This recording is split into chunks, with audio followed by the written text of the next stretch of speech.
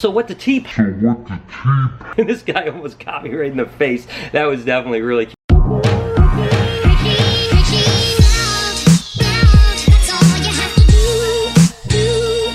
Hey, good morning everybody. It's my last day in Texas, and later today I start to make my trek back up north, landing in St. Louis tonight. But first I'm going to visit an awesome boa and python collection called Texas Boa Exotic. I tell you, he's got some awesome animals. I can't wait to check it out. And we are here. This collection is absolutely rad. We've got tons of boas over here. We got ball pythons over here. I tell you, Chase has some incredible animals, and you guys are always clamoring for boas. And he has definitely got one of the coolest boa collections in the country, if not the world. So what do you say we check a couple of them out right now? I am literally like a kid in a candy store. I feel like a mermaid at a swim meet. We're at Chase's place. It's so cool. You guys know that I love boa constrictors. As a matter of fact, one of my first snakes ever was a boa constrictor named King. And ever since I've just loved them. But I don't work with a lot of them. I just haven't had the success that guys like Chase are having with breeding them. So I'm going to show you really quick something that I think is really interesting. And that there's three strains of albinos when it comes to boa constrictors. There's the call strain, then there's the VPI, which is a PT positive strain, and then there's the sharp strain albino. This would happen to be a Sunglow call strain. So the Sunglow is basically just an albino, and it's a hypomelanistic, but look at the color on that thing. I mean, that thing is absolutely crazy. And this is a nice big girl. Chase has been breeding for a while, and a bunch of his females are starting to become gravid, so he's gonna have some sick babies as things go. But I tell you what, guys, I am geeking out so much. I want to know from you guys down in the comments, do you like boas? What boas are your favorite boas? And I'm going to try to show you a couple things. We're also going to shoot a snakebite show that's going to really highlight a lot more stuff. So I'll hit a few things here in the vlog before I have to get, because I have a 9-hour drive ahead of me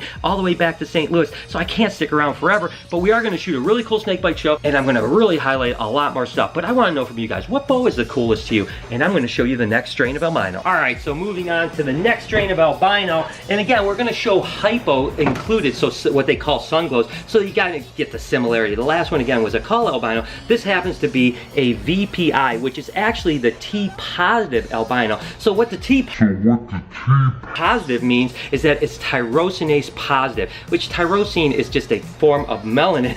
This guy almost caught me right in the face. That was definitely really cute. But anyways, that is a T positive Sunglow VPI boa constrictor. Boy, it's a feisty little monkey too, isn't it? This thing is awesome. All right, so one last strain of albino to show you. And finally, we have the sharp strain albino right here. So again, the call strain in the albino and the sharp strain in the albino are relatively similar. The sharp seems to be a little bit higher contrast, and some of like the lipstick stuff is really, really beautiful. And believe it or not, if you breed the two albinos that look pretty similar, they actually are uncompatible and you get all normal babies. But anyways, you know, that's again the three kind of forms of albinos when it comes to boa constrictors, which is the call albino, the sharp albino right here, and of course the VPI T positive albino. Regardless, I tell you what, I remember when Pete Call brought the first albino boas in, and it was such a big thing to the reptile community for people to finally see an albino boa. That was like the dream snake for everybody. It's just really cool to see all these years later that guys like Chase are just taking it to the next level. And again, trust me, even though these albinos are super cool, it's really nothing in his collection because there's some really cool stuff. So again, in the snake bites episode, we're going to show some really rad stuff. I can't wait to show you guys, so make sure to tune into that. So let's check out a few ball pythons. What do you guys think? Okay, so on to some ball pythons. And again, this whole row here and the back row on the other side are ball pythons. So Chase has some really cool ball pythons. And by the way, if I haven't mentioned it yet, go ahead, check out the description. I'm going to put all his stuff in the description, his Facebook, his website, and all that other stuff. Really cool guy, great animals. Definitely check that out. Regardless, I'm just going to show you a few things. Look at this. Oh, and this girl looks like she's starting to swell up pretty good here. This is actually a nuclear ball python, which is essentially the fire and the butter ball python mix. And the two just go together really good. And then Mike Wilbanks actually tagged them nuclear because they were kind of really hot and on fire, I guess. So anyways, that's a nuclear, but and she's definitely going to be producing some babies here pretty soon. And this one's looking real solid as well. Looks like she's got some eggs a-brewing too. And this is actually a nuclear champagne. So the champagne would be normally a much darker animal. You can kind of take a look at how gorgeous that is.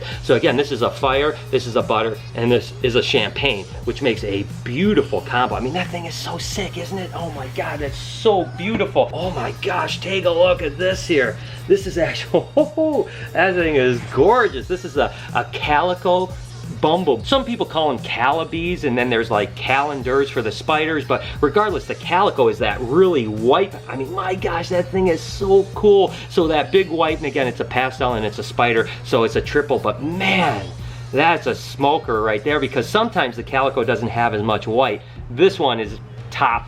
This is on the top for sure. That thing is absolutely incredible. This is actually a Cypress queen bee, which the Cypress is a new codominant mutation that hasn't been around very long, and then the queen bee is of course been around a little bit longer, but that makes for a really cool combo. You know, regardless guys, I'm gonna go ahead and shoot a snake bites episode right now so that I can show you guys a lot more cool stuff for sure. So give me a second and I'll be right back. And I'm back, and of course, here's my buddy Chase that has this amazing collection that allowed me to come in and shoot a really cool snakebite show, but also do some cool vlogging. I mean, it's just been a great day. So Chase, first off, thanks so much for having me. Man, this collection is awesome. I mean, do you ever walk around and think like, this is mine? All the time. Every time I walk in, it's just hard to believe that I get to walk into this every day and get to enjoy it every single day. So it's a pleasure, and honestly, I've just been so thankful to be able to do it every single day of my life, and pretty much get to watch it build up from nothing, and this whole building's completely full now. I know, isn't it crazy to think about that, guys? I mean, like literally, Chase started, you know, 10 years ago or whatever it is, with just 1 or 2 snakes, and now he's got this amazing building full of stuff. So I mean, let me know down in the comments, guys. Would you want to do what Chase does, or what do you guys think about this collection? And I can't wait to share the snake bites with you, because we saw some really cool animals. Sorry, I'm just teasing you guys with the vlog here, but I only have so much time, and we had a blast. But Chase, thank you so much for having me out, man. This is awesome, dude. Thank you. And I promise you, yeah, I promise. And guys, I have all his stuff down in the description, all his social media, website, all that stuff. Make sure to check Chase out, because he was an awesome host to us. And by the way, he was my camera guy for snake bites too, so that was an extra bonus. Regardless, I've got a 9-hour drive to St. Louis, so I'm on my way.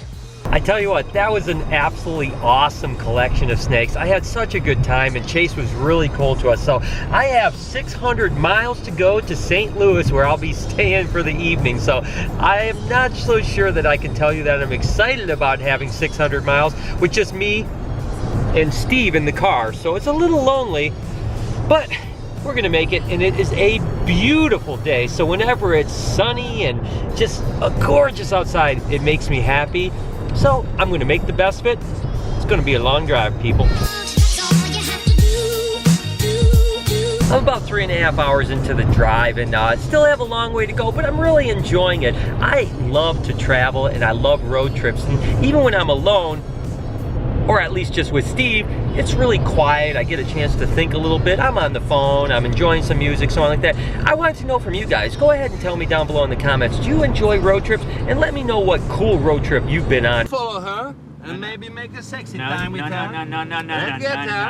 Why not? In your life, you know, what was the coolest and longest road trip you've ever been? Have you only went 2 or 3 hours from home, or have you driven 25 hours across country? I'd love to hear. I'd love to learn about you guys. Certainly one of the things that I hate when I travel back from Texas is that there's this river.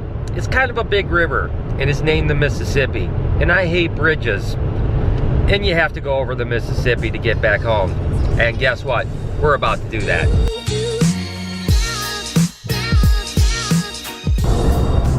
I can't express how much anxiety I get when I go over bridges. I'm so glad that's behind me.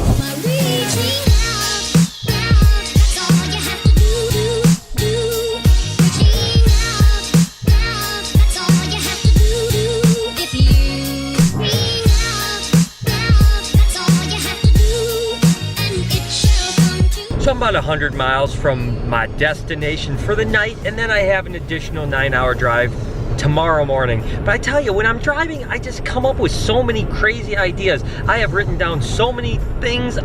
In some ways, I'll probably read them tomorrow and be afraid of what I just came up with. But that time alone, even though the phone's still ringing and things are still busy, I don't know, just being alone in the car, even if it's just 9 hours, it just gets my creative energy going. Do you know what I mean? So I have finally made it to St. Louis, the last night of this road trip where I'll be sleeping in a hotel. Tomorrow night, I get to sleep in my own bed with my own family. I am so excited, but it has been an amazing time. Don't worry, guys. There's plenty of adventure coming up. I've actually heading in a couple weeks down to Florida, and some of you people have asked about, when are you going to do some shark stuff? Well, guess what? I'm going out with the buddies of mine, and we're going to do some shark diving. We're going to hit some king cobras, some alligators, crocodiles. We're going to have a really good time. In the meantime, I'm going to be back home with my family and my animals.